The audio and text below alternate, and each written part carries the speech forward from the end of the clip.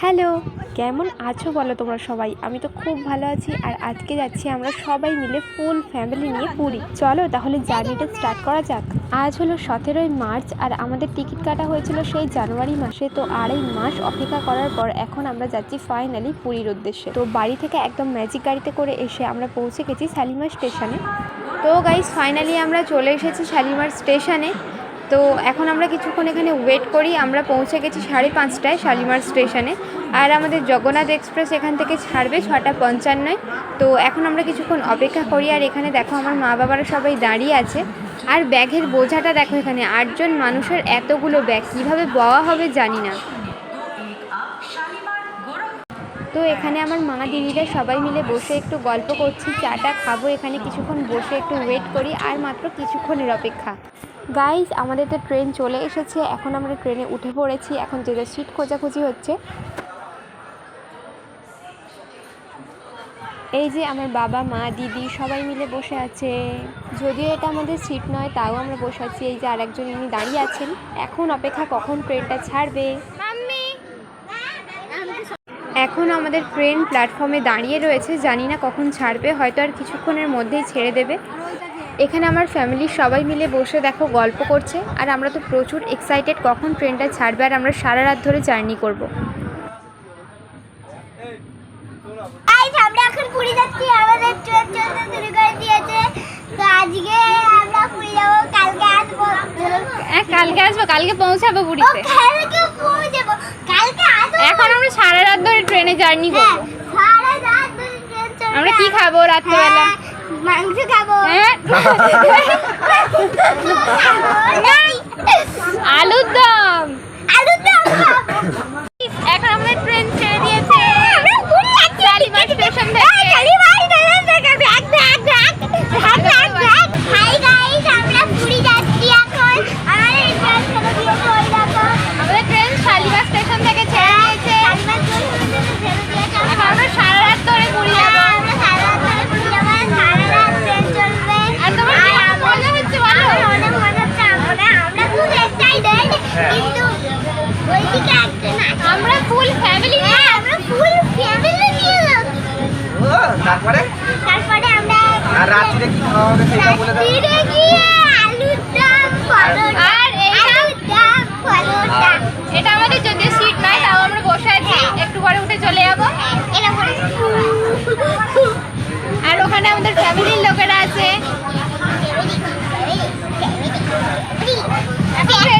এখন ট্রেনটা খুব একটা জোরে যায় না না, আসতে যাচ্ছে। এর পরের মনে হয় কোনখানে হোল্ড করবো বলে তো? সাঁতরাগাছি। সাঁতরাগাছিতে 2 মিনিটের জন্য হোল্ড করবে। ধরে আছে। এখন ট্রেনটা খুব আস্তে যাচ্ছে। খড়গপুরের পর থেকে একটু স্পিডটা বাড়ায়, অনেকটাই স্পিডটা বাড়ায়। देखो देखो मुझे छोड़ देना, मुझे लेके चलो ना, चलो ना लेके चलो ना, चलो ना पूरी धाम लेके चलो ना, जगन्नाथ कृपा करो ना। चलो ना लेके चलो ना, पूरी धाम लेके चलो ना, राधा रानी कृपा करो ना, वृंदावन लेके चलो ना, राधा रानी ओके, वृंदावन लेके चलो ना, चलो ना। আমরা চলে এসেছি সাঁতরাগাছি স্টেশন। এবারে তো আমাদের নামতে হবে। নামতে হবে না, এখানে বসে। এখানে 2 মিনিটের হল্ট আছে। তো গাইস সাঁতরাগাছি স্টেশন ছেড়ে দিয়ে এখন আমাদের ট্রেন আবার চলতে শুরু করেছে। আর ট্রেন আগের থেকে কিছুটা স্পিডে চলছে এবারে। আর এর মাঝে মাঝে অনেক স্টেশনে এখনো দাঁড়ানো বাকি। এই তো সবে একটা না দুটো স্টেশনে দাঁড়িয়েছে। চলো তোমাদের সাথে পুরো জার্নিটাই শেয়ার করছি।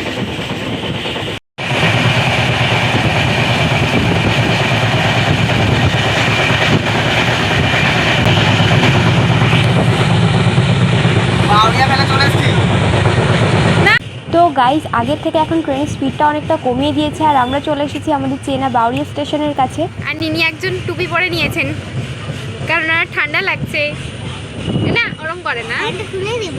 এই দেখো বাউরিয়া। এই তো আমাদের বাউরিয়া স্টেশন।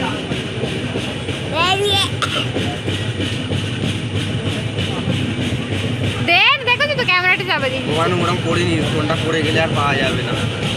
যাবে যাবে, বেশি করে যাবে। বাউরিয়া স্টেশন ফেলে আমরা চলে যাচ্ছি পুরীর উদ্দেশ্যে। ইয়ে দেখেছো তো কেন ম্যাডাম, এখন বাজে 7:45 আর আমরা বাউরিয়া স্টেশন ফেলে যাচ্ছি। সারা রাত ধরে এখন আমরা যাব। আমাদের এইখানটা না চাকাটা দিয়ে অনেকটা স্পিড এখন দেখো কত কিলোমিটার। ওইদিকে চাকার আওয়াজ হয় না, এইখানটা চাকাটা আওয়াজ হচ্ছে। স্পিডটা দেখো না। দেখি এখন ট্রেন কতটা স্পিডে ছুটছে আমাদের জগন্নাথ এক্সপ্রেস।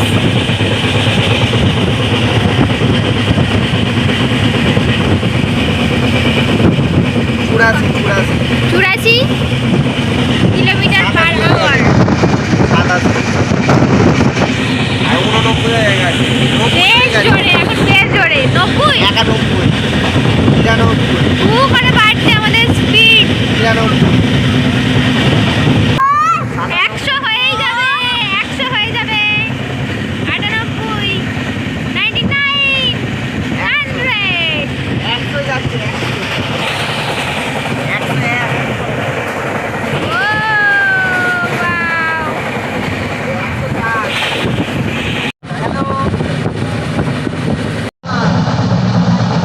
এখন আমার বাবা উপরে উঠে পড়েছে, যে যার সিটে এবারে একটু পরে বসা হবে।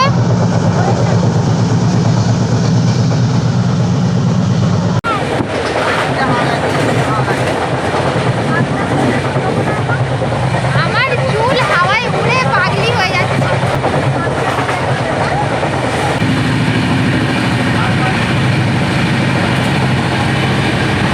তো গাইস এখন আমাদের খাবার দাবার বেড়ে ফেলা হয়ে গেছে। চলো এবারে ঝটপট খেয়ে নিই, কারণ সারা রাত তো জার্নি করতে হবে। আমরা বাড়ি থেকে পরোটা বানিয়ে নিয়ে এসেছিলাম, পরোটা আর আলুর দম। চলো ঝটপট খেয়ে নিই। আর এই যে আমার মা আর দিদা এখানে বসে খাচ্ছে।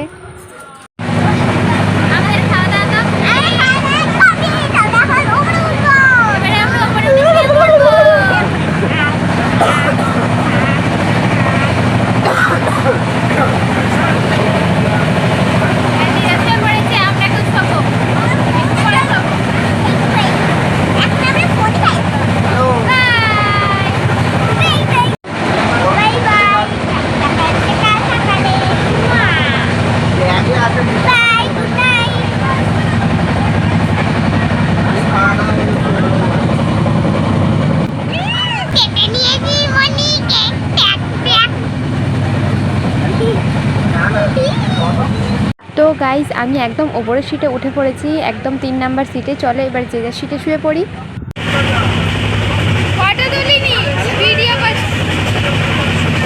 হ্যালো গাইস, আমরা এখন শোবো। আমার সিট এখানে, আর তোমার বউয়ের? আমার বউয়ের সিট এখানে। আমরা দুজনে কথা বলতে বলতে যাবো রাত্রেবেলা। কি মজা। একদম। এখন আমি সবাইকে শুইয়ে দিয়ে তারপরে আসছি, ঠিক আছে? টাটা। এখানে বাবা মায়েরা শুয়েছে এখানে। দুটো কামরায় হয়ে গেছে, আমরা ভাগ হয়ে গেছি দুটো কামরায়। ওই যে সাইড আপারটাও আমাদের সিট, কিন্তু এখনও ওখানে কেউ আর হয়নি। এইখানে শুয়ে পড়বো আমরা দুজনে। আর এখানে নিচের দুটো সিটে হয়ে গেছে, আর বাদ বাকি সব এইদিকে।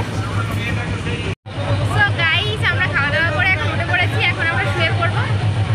তো চলো মাঝখানে কিছু দেখানোর হলে দেখাবো, নইলে একবারে পুলিশ স্টেশনে গিয়ে দেখা হচ্ছে। বাই।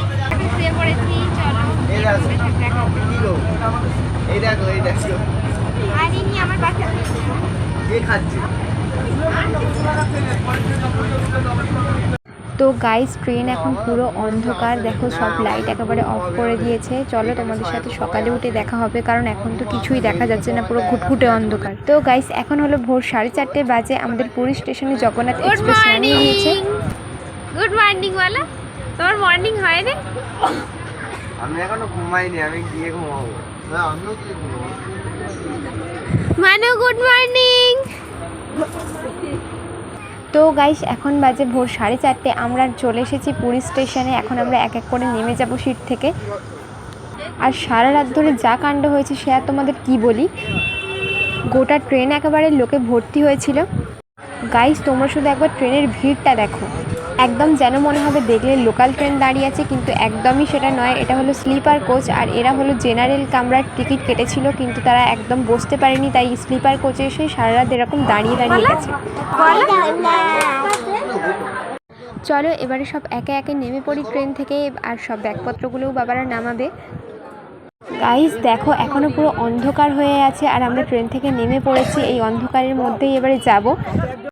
তো গাইস আমরা এখন স্টেশনে সব ব্যাগপত্র নিয়ে হেঁটে হেঁটে যাচ্ছি। এদিকে পিছনে সব দিদিরা আছে, আর সামনে বাবা মারা গেছে। সবাইকার হাতেই তো একটা দুটো করে ব্যাগ রয়েইছে, কারণ এতগুলো ব্যাগ নইলে বই বেঁকে। আর ছেলেদের হাতে তো ওই ধরো 3টে 4টে এরকম করে ব্যাগ। ট্রলি ব্যাগ হলে সুবিধা হয়, কিন্তু সেটা তো আর সবাইকার হাতে নেই, তাই আমাদের সব ছোট ছোট ব্যাগ বলে আরও বেশি হয়েছে। গাইস এখন আমরা গাড়ি খুঁজতে এসেছি। এখন এবারে এই একটা ম্যাজিক গাড়িতে করে যাব আমাদের রুমের উদ্দেশ্যে, মানে সাধনা আশ্রমে, যেখানে আমরা 5 দিন কাটাবো। সাধনা আশ্রম গেস্ট হাউস। তুমি কি করছো এখানে?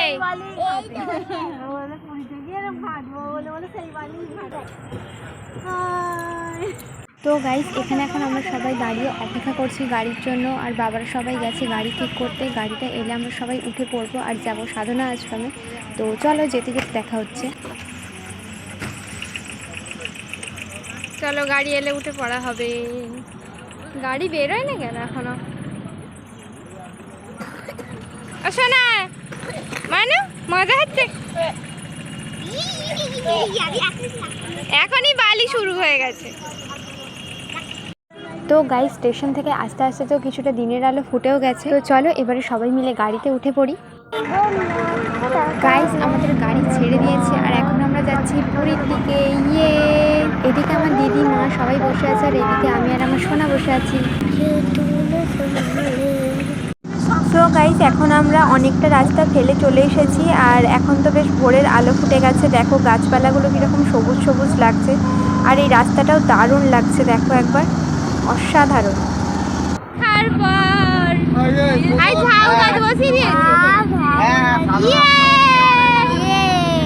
সমুদ্র দেখতে পেয়েছি।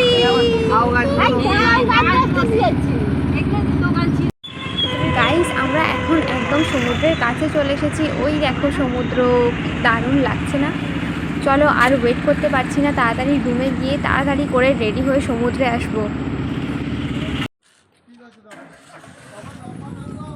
তো আমরা চলে এলাম সাধনা আশ্রম গেস্ট হাউস, আর এখানেই আমরা এখন 5 দিন থাকবো। তো চলো। তোমার কালোটা ফার্স্ট ফ্লোর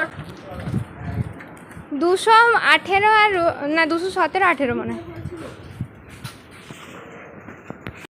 এই দেখো এটা হলো আমাদের রুম, 218 নাম্বার রুম। রুমটা বেশ মোটামুটি ভালোই ক্লিন আছে। তো চলো একটু রেস্ট নিয়ে নিই।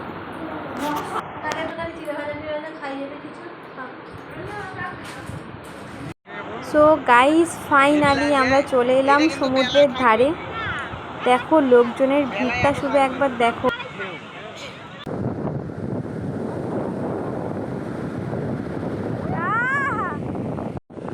আজকের ঢেউটা শুধু একবার দেখো, অমাবস্যার কোটাল আছে তাই এরকম বড় বড় ঢেউ। পুরীর ঢেউ একটা আলাদাই, বিশাল বড় ঢেউ। তো রুমে এসেই আমরা একটু রেস্ট নিয়ে চলে যাই সমুদ্রে, আর আমার সোনা আর আমি বিশাল এনজয় করছিলাম সকালের সমুদ্রটাকে। যতই দীঘার সমুদ্রে যাও আর যেখানেই যাও, আমার মনে হয় পুরীর সমুদ্র সৈকতটা সম্পূর্ণ আলাদা, আর এখানে একটা ইমোশান জড়িয়ে থাকে। আমার মনে হয় বড়দের থেকে ছোটরাই বেশি এনজয় করে এই সমুদ্রে গিয়ে, আর ছোটদের সেই আনন্দ দেখেই বড়রা সেটা উপভোগ করে। আমিও অনেক ছোটবেলায় যখন পুরীতে গিয়েছিলাম, আর এখনও গিয়ে দেখছি সেই একই সমুদ্র, একই পুরীর মার্কেট, খুব নস্টালজিক লাগছিল ব্যাপারটা। এই দিনগুলো তো কখনোই ভোলার নয়, তাই এই দিনগুলোকে ক্যামেরাবন্দি করে রেখে দিলাম যাতে সেগুলো স্মৃতি হয়ে থেকে যায়। তো সকালবেলা তো আমরা কিছুক্ষণ সমুদ্রের ধারে সময় কাটিয়ে তারপরে রান্নাবান্না করে সবাই মিলে চলে যাওয়া হয়েছে সমুদ্রে একেবারে স্নান করতে। তবে ঢেউ খাওয়ার ভিডিওতে বেশিক্ষণ করতে পারিনি, কারণ জলে যদি ফোনটা একবার পড়ে যায় তাহলে সেটা আর উদ্ধার করা যাবে না সেই ভয়ে। তবে এনজয় তো 1%ও কম হয়নি, বিশাল এনজয় করেছি আমরা।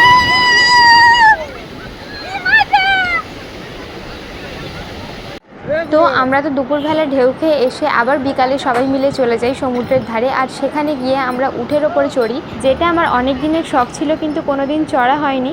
তবে এবার সাহস করে উঠেই পড়লাম, আর কীরকম লাগে সেটা ব্যাপারটা ফিল করলাম। প্রথম দিকটায় উঠে অবশ্য একটু ভয়ই লাগছিল, কারণ অনেকটা উঁচু আর হেলতে দুলতে যাচ্ছিল, মানে যেন মনে হচ্ছিলো যে হেলে একদিকে পড়ে যাব। তবে তারপরে যেতে যেতে ঠিক হয়ে গেছে, অতটা আর ভয় লাগেনি।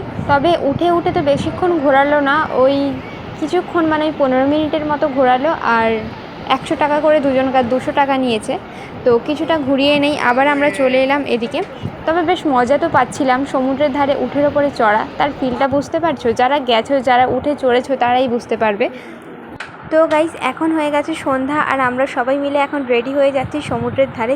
চলো গিয়ে সমুদ্রটা দেখাবো। তো গাইজ এখন সন্ধ্যাবেলা আমরা চলে এসেছি সবাই মিলে সমুদ্রের ধারে, আর এখন সমুদ্রের ধারে বিশাল হাওয়া দিচ্ছে। এগুলো তো আমি দেবো বলো, নাহলে কিছুই থাকবে না স্মৃতি। আর যখনই আমরা সমুদ্রে যাচ্ছি না কেন, মানে সেটা সকাল হোক, ভোর হোক, দুপুর হোক, বিকাল হোক, সবসময় আমরা সমুদ্রের ধারে গিয়ে পা তো ভেজাবই। আর পা ভেজাতে গিয়ে বড় ঢেউ এসে আমাদেরকেও ভিজিয়ে দিয়ে চলে যাচ্ছে। বড় ঢেউয়ের ভয়ে এদিকে ছুটে চলেও আসি যাতে না জামা কাপড় ভিজে যায়, আবার যেতেও ছাড়ছি না। আর তারপর একটা লাইট বল কিনেছিলাম, যেটার মধ্যে লাইট জ্বলে, মানে বলটার ভিতরে লাইট জ্বলে, সেটা একটা পলিথিনের মধ্যে বেঁধে দিয়েছিল। সেটা সমুদ্রের দিকে ছুঁড়লে আবার ঢেউয়ের মধ্যে ফিরে আসছিল। মানে বলতে পারো আমরা তো সমুদ্রের ধারে গিয়ে একেবারে বাচ্চাই হয়ে যাচ্ছিলাম। এদিকে আবার যে বলটা কিনেছিলাম সেটা তো খুব হালকা, তাই বেশি দূরে ছোঁড়াও যাচ্ছিল না, সামনেই পড়ে যাচ্ছিল। তো আজকের ভিডিওটা এখানেই শেষ করছি, টাটা।